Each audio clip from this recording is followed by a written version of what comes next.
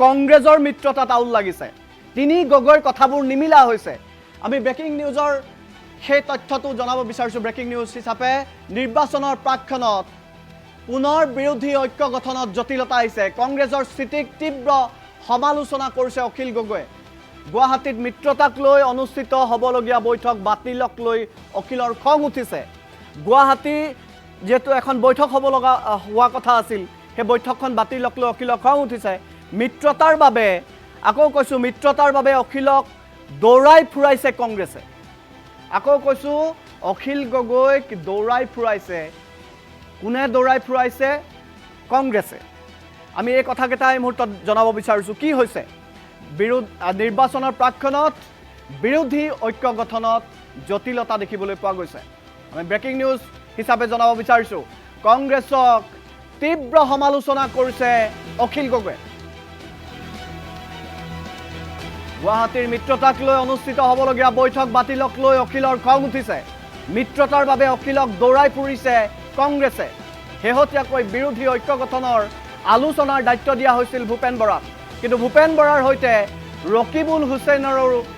এণ্ট্ৰিক মৰাক লৈ সৃষ্টি হৈছে জটিলতা সময় পৰিৱৰ্তনৰ যাত্ৰাৰ অজুহাতত মিত্ৰতাৰ বৈঠকৰ পৰা ফালৰি কাটিছে কংগ্ৰেছে মিত্ৰতাক লৈ লৰা ধেমালি কৰাৰ অভিযোগ আনিছে অখিল গগৈয়ে কংগ্ৰেছৰ কাণ্ড কাৰখানাত অতিষ্ঠ হৈ পৰিছে অখিল গগৈ গুৰুত্বপূৰ্ণ তথ্য আমি এই মুহূৰ্তত অসমৰ ৰাইজক জনাইছোঁ যি সময়ত বিজেপিয়ে বিভিন্ন সমষ্টিত প্ৰাৰ্থী ঘোষণা কৰিছে যি সময়ত বিজেপিয়ে বুথ পৰ্যায়ত আলোচনা শেষ কৰি নিৰ্বাচনলৈ সাজু হৈছে সেই সময়ত কিন্তু কংগ্ৰেছ ৰাইজৰ দল আৰু লুৰিণ জ্যোতিৰ দল এক হ'ব পৰা নাই ক'ৰবাত কোনোবা এটা সমষ্টি অখিলক লগা হৈছে সেই সমষ্টিটো কংগ্ৰেছে এৰি নিদিয়ে যিটো সমষ্টিৰ লুৰিণ জ্যোতিক প্ৰয়োজন হৈছে সেই সমষ্টিটো কংগ্ৰেছে এৰি নিদিয়ে এনেবোৰ বিসংগতি খেলি মেলিৰ বাবেই এতিয়া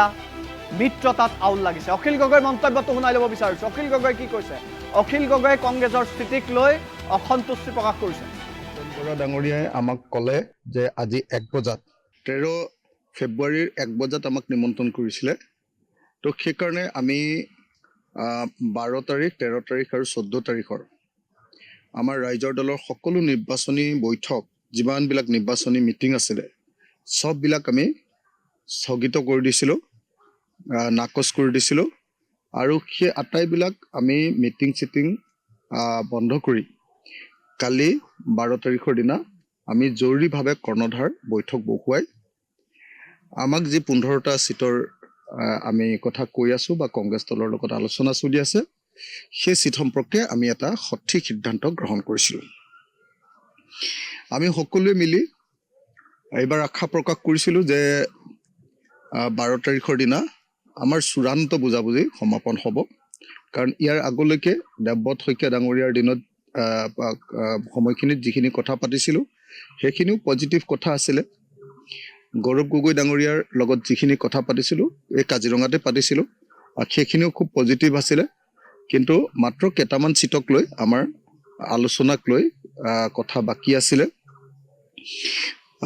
আৰু কোনকেইটা সিট আছিলে সেই সিটকেইটা বিতৰণ মানে কোনটো সিট হ'ব সিটৰ সংখ্যাটোক লৈ আলোচনা হৈ গৈছিলে সিটৰ বিতৰণটো বাকী আছিলে সেইকাৰণে আমি ভাবিছিলোঁ যে আপোনাৰ আগৰ মানে আমাৰ গোটেই বিৰোধী দলবিলাকক ঐক্যবদ্ধ কৰা ভূপেন বৰা ডাঙৰীয়া যেতিয়া এয়া শুনিবলৈ পালে অখিল গগৈ সন্তুষ্ট নহয় আকৌ কৈছোঁ যে সংখ্যালঘু অধ্যুষিত প্ৰায় 22টা বিধানসভা সমষ্টি আছে এই 22টা বিধানসভা সমষ্টিৰ কোনো এটাও সমষ্টি কংগ্ৰেছে অখিল গগৈক বা ৰাইজৰ দলক এৰি নিদিয়ে ইয়াকে লৈ অসন্তুষ্টি প্ৰকাশ কৰিছে অখিল গগৈয়ে মিত্ৰতাক লৈ সিৰিয়াছ এতিয়ালৈকে হোৱা নাই গৌৰৱ গগৈক লৈ অখিললৈ ক্ষমা কৰিব গৌৰৱ গগৈলৈ অখিলৰ আনুষ্ঠানিক পত্ৰ মিত্ৰতা হ'বনে নহয় কংগ্ৰেছে স্পষ্ট কৰিব লাগে মিত্ৰতাক লৈ গৌৰৱ গগৈক প্ৰশ্ন কৰা হৈছে পোনপটীয়াকৈ প্ৰশ্ন কৰা হৈছে পোনপটীয়া উত্তৰ সলনি বিজেপিৰ প্ৰসংগেৰে চালে বেৰে কোবোৱা উত্তৰ দিছে গৌৰৱে অৱশ্যে পূৰ্বে আকৌ কৈছোঁ অৱশ্যে পূৰ্বে কোৱাৰ দৰে মিত্ৰতা হ'ব বুলি পুনৰ ক'লে গৌৰৱে। আকৌ কৈছোঁ যে যিটো মিত্ৰতা হ'ব